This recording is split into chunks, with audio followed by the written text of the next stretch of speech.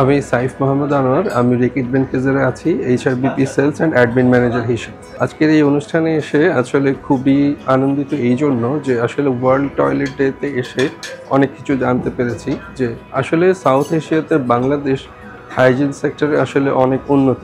Benchmarking বাংলাদেশে south এশিয়ার অন্যান্য কান্ট্রির থেকেও আসলে আমরা অনেকগুলো সেক্টরে অনেক আগানো, বাট এখনও আমাদের আসলে অনেক কিছু কাজ করার জায়গা আছে। পাবলিক এবং প্রাইভেট সেক্টর মিলে আমরা জয়েন্টলি যেভাবে কাজ করে যাচ্ছি, অবশ্যই হাইজিন সেক্টরে আমরা আরও অনেক দূর এগিয়ে যাওয়ার মতো অবস্থা আছে আমাদের। সো সবচেয়ে বড় যে জিনিসটা সেটা হচ্ছে যে সাস্টেইনেবল ডেভেলপমেন্ট। আসলে আমাদেরকে এটা ধরে রাখতে হবে আমরা যেন আসলে আমাদের যেই আলটিমেট গোল সেই জায়গায় আমরা পৌঁছে যেতে পারি।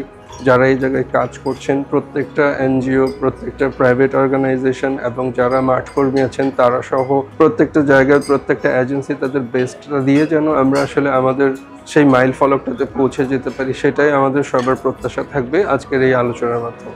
Thank you.